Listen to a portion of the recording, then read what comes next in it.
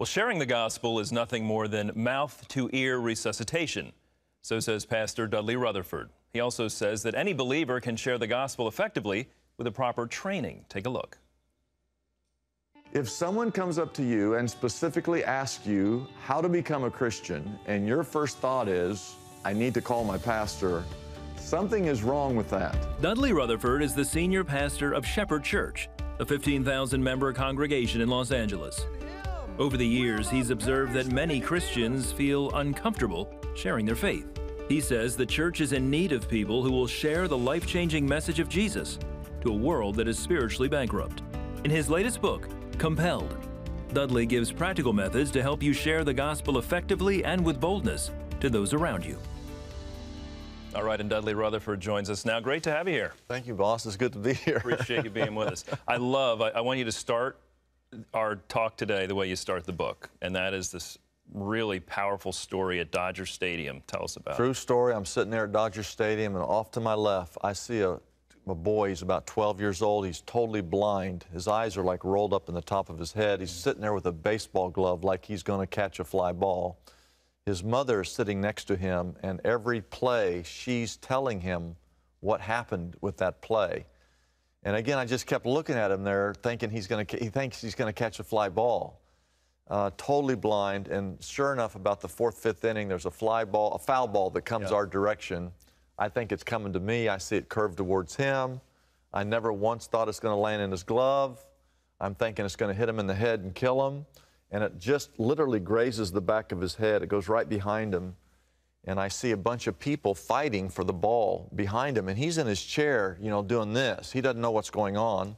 The ball rolls down about 12, 15 feet. And there's a lady sitting over there with her boyfriend, not even paying attention, and looks down and picks up the ball. It's always the people that don't pay attention that get the foul ball. Yeah, and she's standing up there holding the ball. And I'm the one who says, guys, look, the ball's over there. The lady's got the ball over there. So I'm sitting with a buddy of mine, and I said, I'm going to go ask that lady if she'll give me that ball to give to that kid. The kid's sitting there the entire game. It's the greatest picture of faith I've ever seen. And my buddy said, let me do it. He wanted to do it. Well, who wouldn't give the young man the ball anyway? Well, I ended up giving him 20 bucks and said, if she won't give it to you, offer some money for the ball. She starts to hand the ball over, and her boyfriend says, no, we're not giving the ball. And the boy says this, he says, it's a once-in-a-lifetime opportunity to go to a Dodger game and to catch a foul ball. We're not giving it to anybody.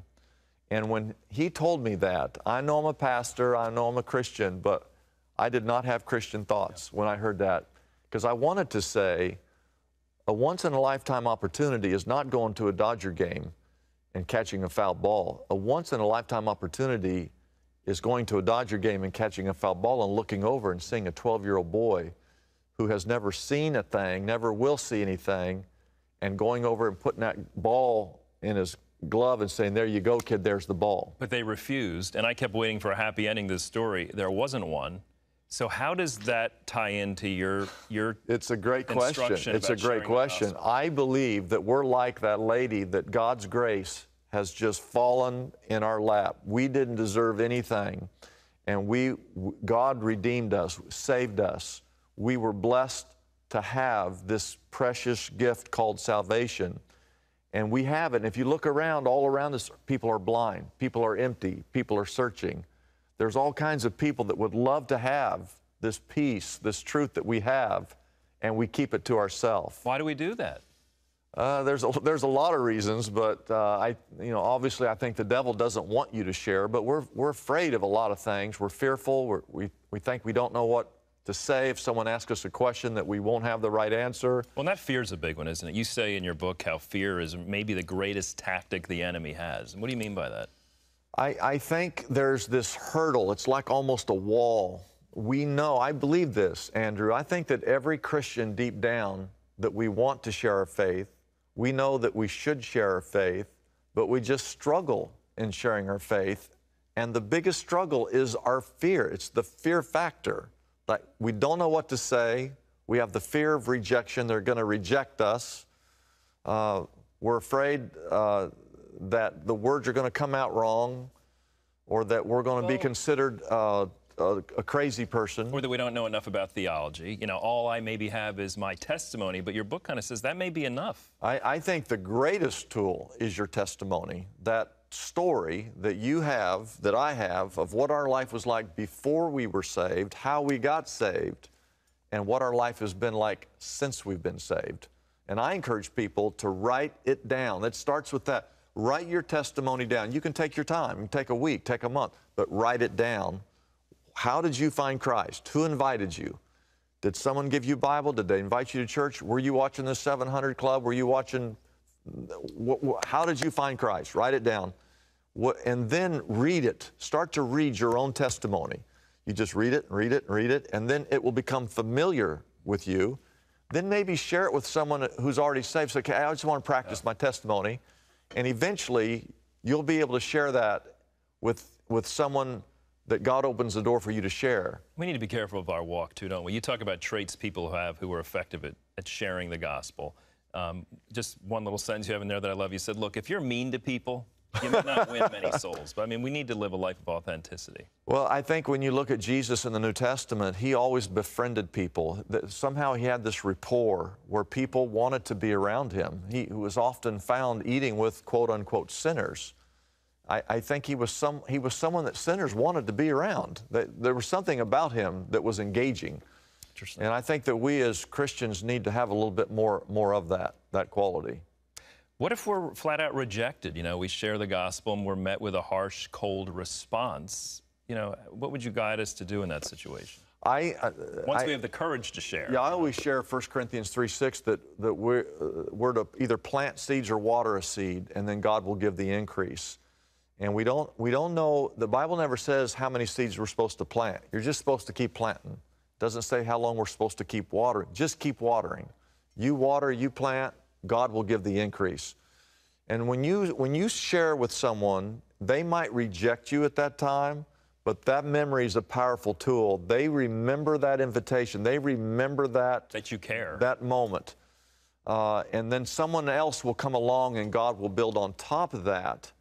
And they start to add all this up and they start to see the changed lives, and I believe that they will one day come to put their faith in Christ. Tell me briefly about this interchange that you have in your book that happened on Instagram, I believe. Yes.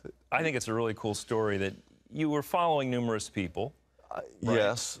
My son was running my social media account. It's probably a smart move, right? And he follows and unfollows people, hoping that they'll follow me back. And this guy gets on there and he starts to talk about that he's a homosexual atheist or something. Satanist is what he said. And I asked my church, what would you say if you got a question like a guy said that to you? How would you respond? What was his question? Why are you following me? I'm a homosexual Satanist? Yes, I'm a homosexual Satanist, and I just skipped right over the homosexual part, and I said, how did you become a Satanist? I just kind of wanted to engage in a civil conversation with him. I could have just, unfriended him, but I wanted to engage. He spoke to me. I want to engage. And he told me later he was not a homosexual Satanist, that he was an atheist. And so I responded, you're a comedic atheist. You're a comedian atheist. And it just began to open up a door, and I encouraged him to read the Bible, and he said, I would never read the Bible. It's a book full of fairy tales. And then I said, why don't you just Google James chapter 1? Just Google it. Why James 1? Out of all you could have led him to. Because James is the most practical book in the Bible. And it also talks about trials and overcoming trials. And everybody in the world has trials, right? But he's never read the Bible, thinks it's a book of fairy tales.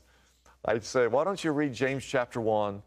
And I said, if it means nothing to you, then I won't bring it up anymore, but just give it a chance. I don't hear a thing from this guy for several days. And then I get this response that says, best read of my life. And since then, we've engaged in further conversations, and I'm still working on that guy. Civil conversation. Civil conversation, which is what's missing in our country today.